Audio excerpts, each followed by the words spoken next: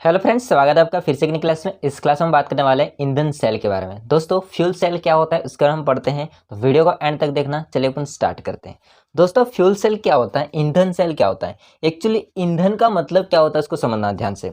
ईंधन का मतलब होता है किसी भी चीज़ का ऑक्सीजन की उपस्थिति में जलना, तो उसको बोलते हैं ईंधन। जैसे लकड़ी ऑक्सीजन की उपस्थिति में जलना, कोयला ऑक्सीजन की उपस्थिति में जलना, तो ईंधन क्या होता है, ऑक्सीजन की उपस्थिति में जलना। अब हम लोग क्या करते हैं, यहाँ पर ईंधन सेल बनाते हैं। ईंधन सेल मतलब ऑक्सीजन की उपस्थिति में जलेगा सही, जिससे क्या होता है, विद्युत धारा बनती है।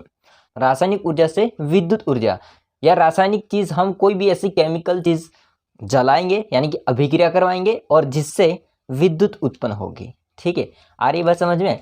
तो यहाँ पर हम ईंधन सेल के बारे में पढ़ते हैं। दोस्तों, ईंधन सेल एक्चुअली अगर देखा जाए तो ये प्राथमिक सेलों की जैसे ही होते हैं, यानी कि जिसको हम एक बार अगर काम करेंगे तो अपने आप वो वापस इसको चार्ज नहीं किया जा सकता, मतलब इसको वापस हम एक्टिव नहीं कर सकते।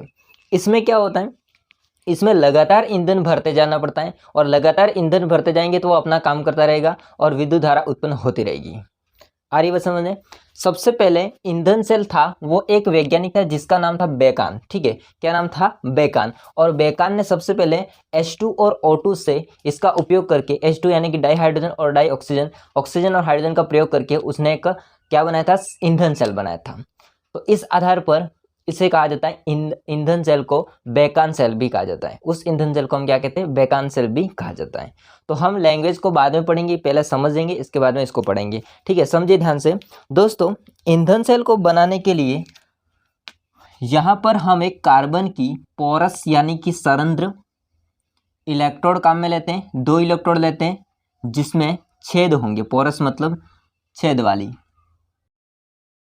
ठीक है, और इसको हम लोग क्या करते हैं, एक पात्र के माध्यम से इसको बंद कर देंगे।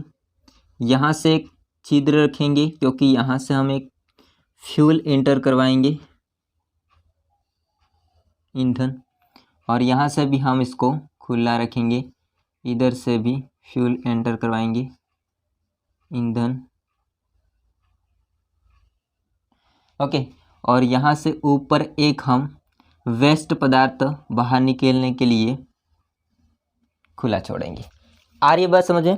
अब यहाँ पर समझो, ये जो इलेक्ट्रोड है दोस्तों, ये इलेक्ट्रोड होती है छिद्र वाली, पोरस होती है। ठीक है, ऐसे किताब के अंदर या पासबुक के अंदर नहीं बनी होती है, परंतु इस प्रकार की क्या होता है, कार्बन की पोरस सरंध्र वाली, छिद्र वाली इलेक्ट्रोड लगी होती है। अब इस इलेक्ट्रोड होता है, इसके बीच में दोस्तों, यहाँ पर इसके बीच में इस प्रकार से मैं बना देता हूँ, समझ लेना। ठीक है, इसके बीच में विद्युत अपघटय भरा होता है। क्या भरा होता है, विद्युत अपघटय भरा होता है। विद्युत अपघटय क्या होता है आप लोगों को पता है, मैंने हर एक टॉपिक में पढ़ाया है इसको। ठीक है, विद्युत अपघटय वे होते हैं जो टूटते हैं। ठीक है, और इसमें विद्युत अपघटय के रूप में हम लोग लेंगे KOH या फिर NaOH, दोनों में से कोई एक ले सकते हैं। आ रही बात समझे। अब दोस्तों, यहाँ से समझना एक बात ध्यान से, ये जो पोरस हमने इलेक्ट्रोड लिए कार्बन की, इस कार्बन की पोरस इलेक्ट्रोड में हम एक उत्प्रेरक काम में लेते हैं, और उस उत्प्रेरक का नाम है या तो पैलेडियम या प्लेटिनम। वो क्या काम करता है आप लोगों को पता है, उत्प्रेरक का काम क्या होता है, अभिक्रिया की दर को बढ़ा देते हैं। तो वैसे ही, ठीक वैसे ही यहाँ पर इन छिद्र वाली इलेक्ट्रोडों में हम लोग किसको फिट कर देते हैं, उत्प्रेरक को, या तो पैलेडियम को या फिर प्लेटिनम को। इससे फिट करने से यहाँ से जैसे ईंधन प्रवाहित करेंगे, तो ये ईंधन होता है, वो प्रवाहित होने के बाद में जैसे ही वहाँ इलेक्ट्रोड से होकर गुजरेगा, तो इसमें अभिक्रिया यानी कि जो आयन होते हैं वो बनना स्टार्ट होंगे, इलेक्ट्रॉन का त्यागना, इलेक्ट्रॉन को ग्रहण करना, ये ऑक्सीकरण अपचयन वाली अभिक्रिया होती है, बहुत तेजी से होगी। वो जो ईंधन होता है वो इसके अंदर प्रवेश करेगा, विद्युत अपघटय के अंदर। अब कैसे काम करता है हम लोग समझेंगे। देखो, ये तो है अपना, मान लेते हैं एनोड, ये है कैथोड। दोस्तों, हम लोग यहाँ से ईंधन के रूप में प्रवेश करवाते हैं hydrogen, di hydrogen H2 gas को, और यहाँ से प्रवेश करवाते हैं O2 गैस को। आ रही बात समझ में। H2 गैस होती है वो एनोड पर प्रवाहित करेंगे, O2 गैस होती है वो कैथोड पर प्रवाहित करेंगे। अब इसकी अभिक्रिया कैसे होती है आप लोगों को पता है, एनोड पर हमेशा ऑक्सीकरण की अभिक्रिया होती है और कैथोड होता है उस पर अपचयन की अभिक्रिया होती है। कैसे काम करते हैं हम लोग समझते हैं। पहली बात, एनोड पर अभिक्रिया। दोस्तों एनोड पर अभिक्रिया की बात करेंगे तो ये H2 होता है वो आपका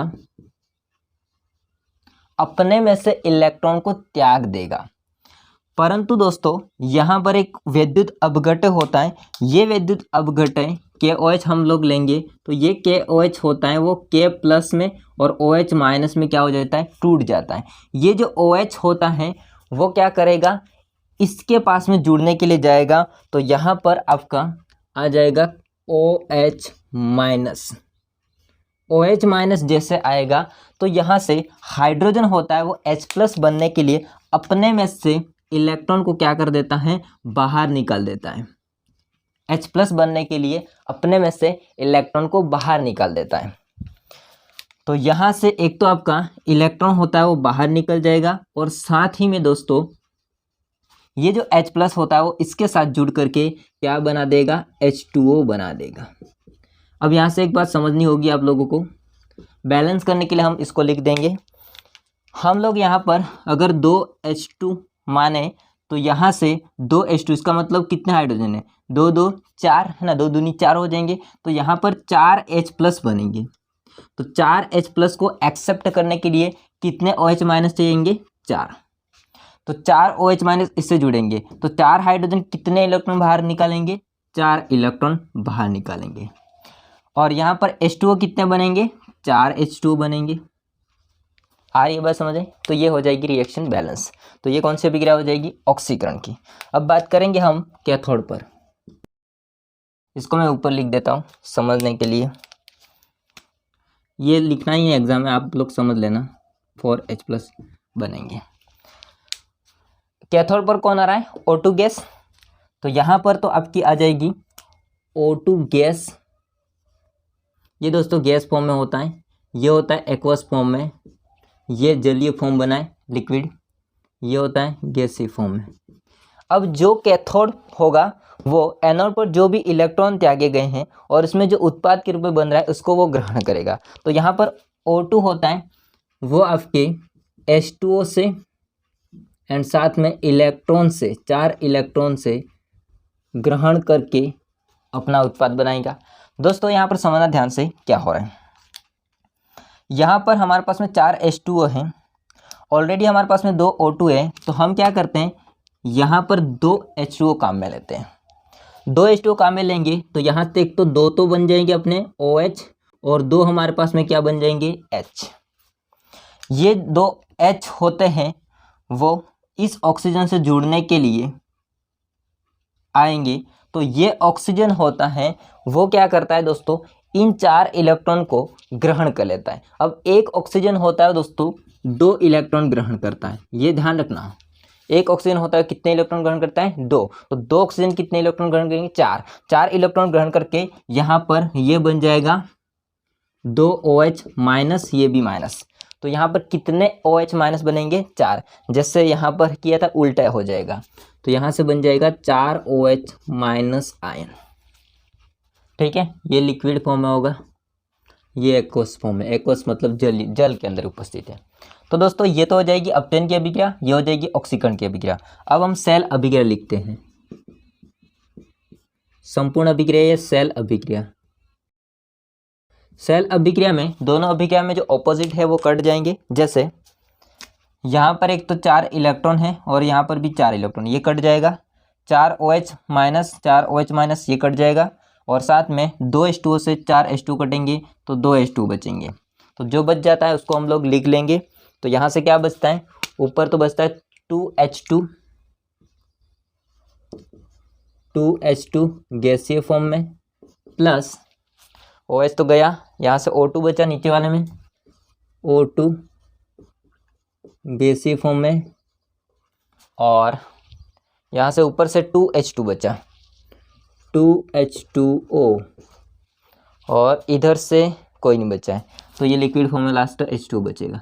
दोस्तों ये संपूर्ण अभिक्रिया में आप ध्यान से अगर देखोगे तो ध्यान से आप देखने पर आप प्राप्त करोगे कि ईंधन के रूप में हमने बेकन सेल में H2 लिया है और साथ में O2 लिया है। तो संपूर्ण अभिक्रिया में देखो H2 है और O2 है, और ईंधन के रूप में मतलब जो वेस्ट के रूप में निकल रहा है वो क्या है, जल। ये जो जल वाष्प होता है दोस्तों, ये जल वाष्प, इसको हम जब संघनित करेंगे, वाष्पित होकर अलग होगा, तो वो हम इसको संघनित करें। अगर वाष्प में बदल रहा है तो उसको हम संघनित कर लेंगे, तो संघनित करने पर वो हमको एक पेयजल के रूप में जल प्राप्त हो जाएगा, तो पीने के लिए काम में आएगा। तो यहाँ से कोई ऐसा वेस्ट नहीं निकल रहा है, तो ये प्रदूषित रहित एक ऐसा सेल होता है जो कि ईंधन सेल। आ रही बात समझें? तो यहाँ से कोई प्रदूषण नहीं होता है। ईंधन के रूप में जिसका प्रयोग किया है, इसके माध्यम से यहाँ पर एक वेस्ट के रूप में, हालांकि वेस्ट नहीं बोलते हैं, यहाँ पर हमको एक जल मिल जाता है उत्पाद के रूप में। तो एक तो ऊर्जा भी प्राप्त होती है सेल से, मतलब रासायनिक ऊर्जा से हम विद्युत ऊर्जा बना सकते हैं। ईंधन को जला करके हम सीधे विद्युत उत्पन्न कर सकते हैं, और साथ में हमको एक जल भी मिल जाता है पीने के लिए। संघनित कर लेंगे तो जल पीने के लिए काम आएगा, और साथ विद्युत भी मिल जाएगा। तो एक अच्छा खासा सेल होता है। आप लोगों को आई होप समझ में आया होगा रिएक्शन। एक बार मैं लैंग्वेज को पढ़ लेता हूँ, आप समझो, ध्यान से एक एक चीज़ को समझते हैं, इसके बाद वापस से समझाऊंगा रिएक्शन को। देखिए, ईंधन सेल होता है, उसकी अपन बात करेंगे तो ये प्राथमिक सेलों की तरह ही होते हैं। ये क्या होते हैं? प्राथमिक सेलों की तरह होते हैं। दोस्तों मैं लैंग्वेज इसलिए पहले लिख देता हूँ, क्योंकि अगर आप लोग नोट्स बनाना चाहते हो तो आराम से पहले ये लिखोगे, इसके बाद ये लिखोगे, इसके बाद डायग्राम, इसके बाद लास्ट रिएक्शन, तो आपको मतलब नोट्स भी साथ में बन जाएंगे। अगर मैं ऐसा नहीं लिखूंगा तो फिर आप लैंग्वेज के लिए कमेंट करोगे, है ना? तो इसलिए लैंग्वेज भी लिख देता हूँ, अलग से लिखनी नहीं पड़ेगी आपको। ये प्राथमिक सेलों की तरह ही होते हैं, ईंधन सेल होते हैं वो, और इसमें ईंधन का दहन होता है। ईंधन मतलब जो हम ले रहे हैं वो H2 और O2, उसका क्या हो रहा है? दहन हो रहा है। दहन का मतलब जलना होता है दोस्तों, ठीक है? दहन होता है, तथा उसमें से उत्पन्न रासायनिक ऊर्जा को विद्युत ऊर्जा में परिवर्तित किया जाता है। आप लोगों ने देखा है, तो इसके माध्यम से अब कैसे विद्युत धारा प्रवाहित होगी, देखो। जैसे ये जाएगा इधर, तो इसने क्या किया है? इलेक्ट्रॉन त्यागा है। ये इलेक्ट्रॉन होते हैं वो दोस्तों यहाँ पर एनोड पर इकट्ठे होते जाएंगे। 4 इलेक्ट्रॉन, 4 इलेक्ट्रॉन, 4 इलेक्ट्रॉन। ये इलेक्ट्रॉन होते हैं वो कहाँ पर जाएंगे? अब कैथोड पर। यही तो नियम होता है। इलेक्ट्रॉन एनोड पर ऑक्सीकरण होता है, त्यागे जाते हैं, तो वो कैथोड ग्रहण कर लेता है, कैथोड पर जो भी है वो। अब इलेक्ट्रॉन आपका एनोड से कैथोड की ओर जाएगा, तो उसके विपरीत विद्युत धारा प्रवाहित होगी। आ रही बात समझे? इन सेलों को इस प्रकार से बनाया जाता है कि इसमें ईंधन लगातार भरा जा सके, जिससे कि विद्युत धारा निरंतर प्राप्त होती रहेगी। दोस्तों इस सेल को इस प्रकार से बनाया जाता है कि इसमें हम ईंधन को लगातार डालते जाते हैं। जैसे कि यहाँ पर हम H2 और वहाँ से O2 डालते जाते, प्रवाहित करते रहते हैं। अगर ये प्रवाहित करना बंद कर देंगे तो आपको पता अभिक्रिया रुक जाएगी और सेल भी काम करना बंद हो जाएगा और विद्युत धारा भी उत्पन्न होना बंद हो जाएगी। तो उसको लगातार आपको निरंतर काम करने के लिए ईंधन को लगातार भरा जाता है। ईंधन के रूप में हम क्या ले सकते हैं? तो यहाँ पर हमने ये तो दोनों प्रयोग किए, और भी क्या ले सकते हैं समझो इसको। इसके अलावा हम ले सकते हैं H2 लिया गया है, कार्बन मोनोऑक्साइड ले सकते हैं, मेथेन ले सकते हैं, CH4 CH3OH ले सकते हैं, मेथेनॉल एंड C2H5OH एथेनॉल भी ले सकते हैं आदि। जैसे ईंधनों की दहन ऊर्जा को सीधे ही विद्युत धारा में परिवर्तित किया जाता है। इनको हम सीधे जला करके इसकी दहन ऊर्जा के माध्यम से सीधा विद्युत ऊर्जा या विद्युत धारा में परिवर्तित किया जाता है, और उसे हम क्या कहते हैं? ईंधन सेल कहते हैं। सर्वप्रथम बेकन ने ईंधन सेल बनाया था। उन्होंने ईंधन के रूप में H2 और O2 का प्रयोग किया था, वही हमारे पास में है बेकन सेल, ठीक है? और इसी को ही कहा जाता है, इस नाम से इसको कहा जाता है बेकन सेल, ठीक है? आगे समझो इसमें क्या हम प्रयोग कर रहे हैं। तो इस सेल में कार्बन के सरंध्र इलेक्ट्रोड होते हैं। दोस्तों अभी बताया आपको, कार्बन होता है, इसके सरंध्र इलेक्ट्रोड होते हैं, मतलब जिससे पोरस होते हैं, छिद्र होते हैं। इन इलेक्ट्रॉनों की अभिक्रिया की दर को बढ़ाने के लिए सूक्ष्म विभाजित प्लेटिनम यानी कि छोटे छोटे टुकड़े इसके अंदर फंसा देंगे, ठीक है? सूक्ष्म विभाजित प्लेटिनम या पैलेडियम धातु उत्प्रेरक को इलेक्ट्रोड में समावेशित किया जाता है, उसमें फंसा दिया जाता है। आ रही है बात समझ में?